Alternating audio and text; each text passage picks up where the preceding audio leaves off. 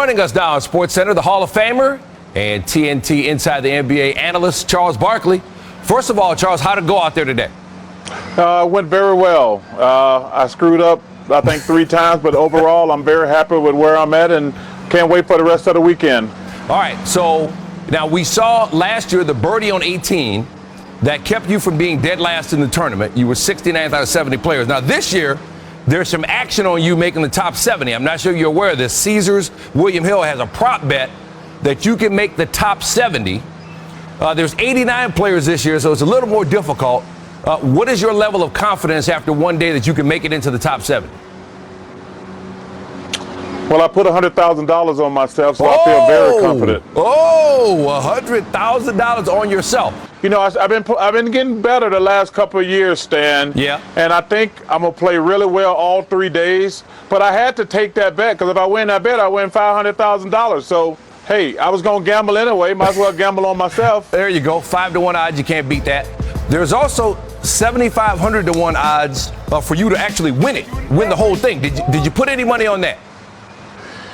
No, I just bet the one prop bet. I just got to beat the other guys, Stan. And, Yeah. and I'm going to make a lot more money than the guy who wins this tournament. Okay, yeah, when you do it that way, it works out. All right, so now we saw at the match, Aaron Rodgers said he would tell you in Tahoe what his plans were for the upcoming NFL season. We got the $100,000 bet. I'm trying to break some more news here. Has he told you what his plans are? He's going to wait till tomorrow night at dinner. He didn't want to break the news on the first day here, so he's going to wait for tomorrow night at dinner. Do you have any inkling? Well, it's going to be a very interesting dynamic because the ball's really in his court. If he don't go to training camp, I think at some point the Packers will have to make the decision whether he's going to sit out the entire season. So I really think it's up to Aaron if he wants to play or not. All right, let's talk a little bit about the NBA Finals. I'm sure you've been watching. The Suns up 2-0 on the Bucks right now. What has been the difference between those two teams so far from what you've seen? Well, I think Chris Paul has had more help. All the pressure was on the Suns to win the first 2 games. Now the pressure switched to the Bucks. They've got to win the next 2 games. So before we start throwing the parade, let's remember it's 1st to 4, not 1st to 2. So we see that, Charles, when a team wins at home, they hold home court, and then they go on the road, and it's a totally different scenario. What happens as a player when you're in a playoff series that changes when you go on the road? Well, people aren't talking about your mom. They're not talking about your dad. They're not cursing you to death.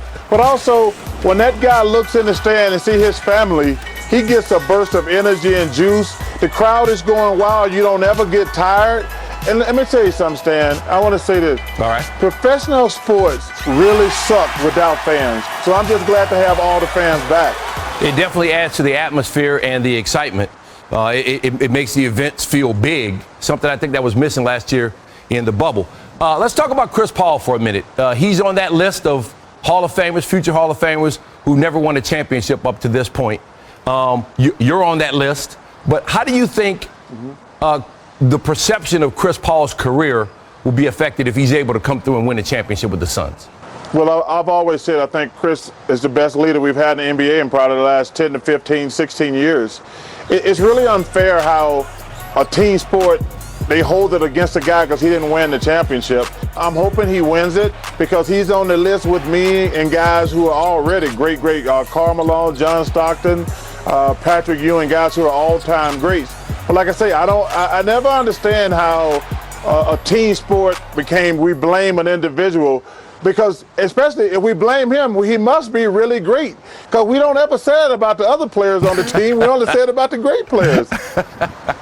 All right, and we'll be watching. We'll also be watching this weekend to see how you do. Now, I was at the U.S. Open. I talked to Sean Foley on the driving range, and I was asking him about golf, and he said, we think about the swing and everything too much. He said, you got to think about diet, you got to think about sleep, you got to think about breathing. So make sure you get some good sleep, get something good to eat, and take some deep breaths out there and try to secure that $500,000.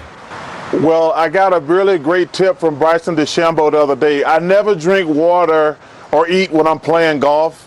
And he said he eats a lot. I think he said he eats 3,000 calories and he drinks a ton of water.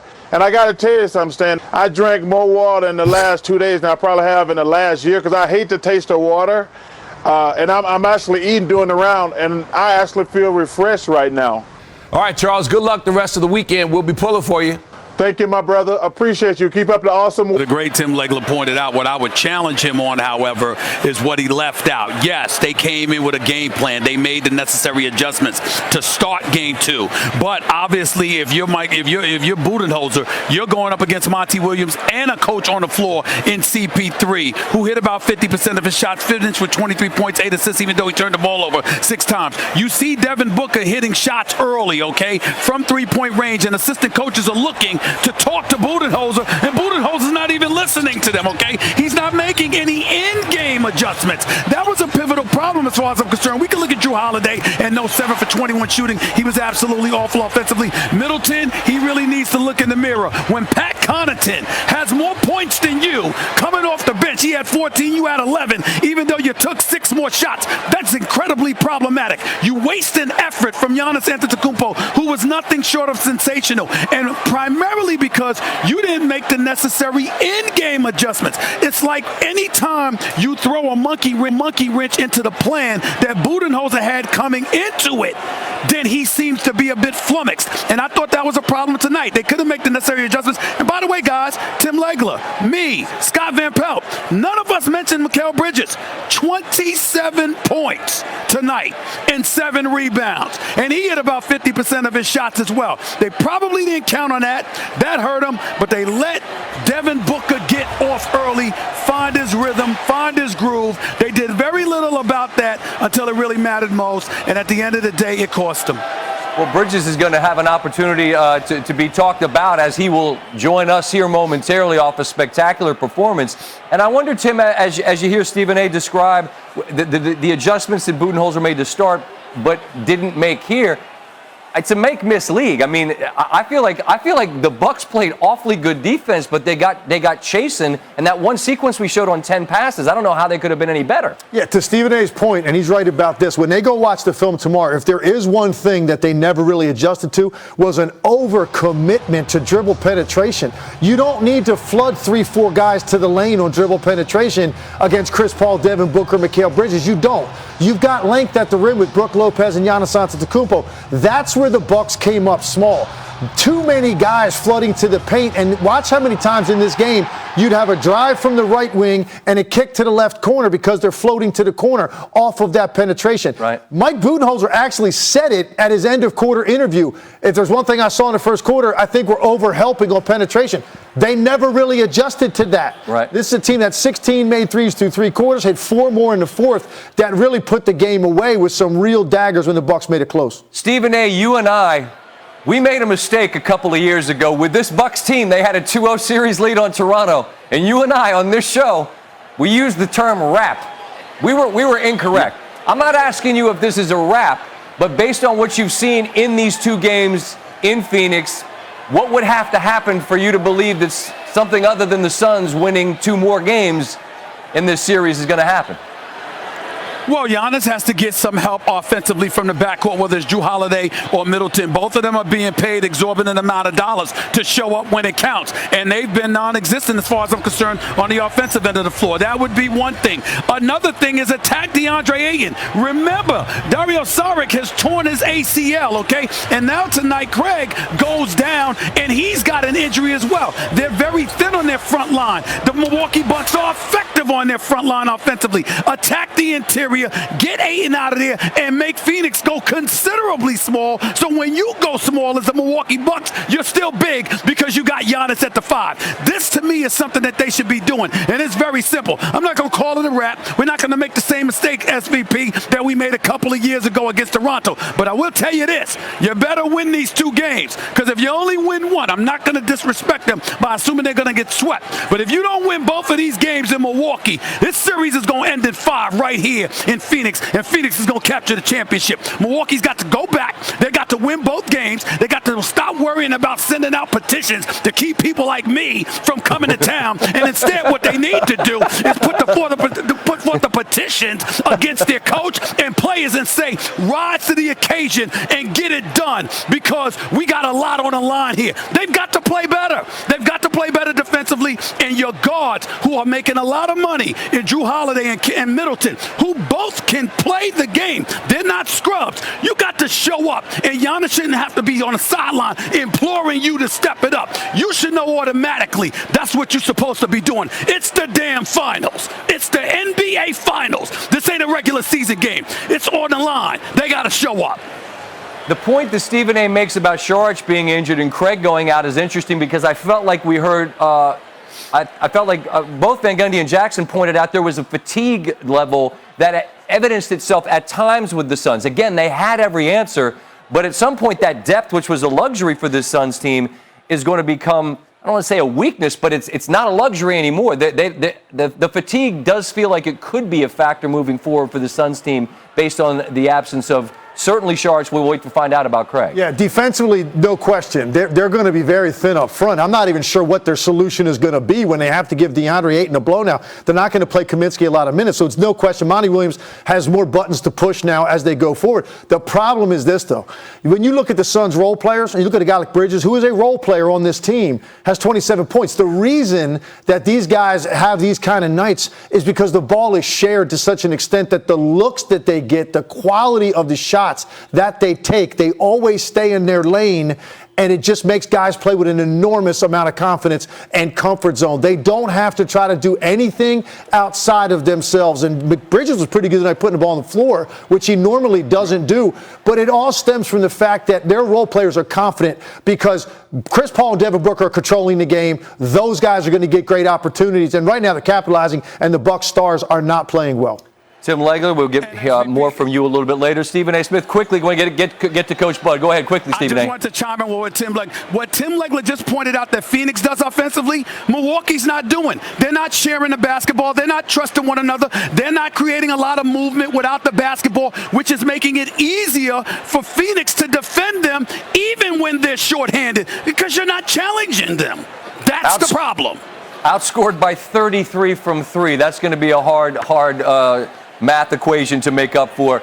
You start the day early and you stay up late. First take coming in the morning, Stephen A. As always, the time's appreciated, my friend. My man. See y'all later. All right. Stephen A. Smith, Tim Legler. Thanks, Tim. You'll be back in a minute. Coach Bud with thoughts on falling in this 0-2 hole. You always give credit to the defense. Those guys, do a good job. And there's probably a few looks that I think that they got to go in. When you're playing against a good defensive team, you get a good, clean one. Drew was getting to the paint a lot. I liked his aggressiveness. So, I think we need all three of those guys. And felt great. Obviously I'm trying not to make it about me, but felt great. The medical staff cleared me to play. Out there I had my balance. Felt my knee was stable. Did not feel pain, so I felt good. That play was, did you know? Yeah, I know what you're talking about. I felt good. Go ahead, Jeff. You had just told Eric that you had lots of discussions throughout the week, but what was the rehab process? Was it grueling? Was it time consuming? How many hours were you spending a day trying to get that knee ready? 24.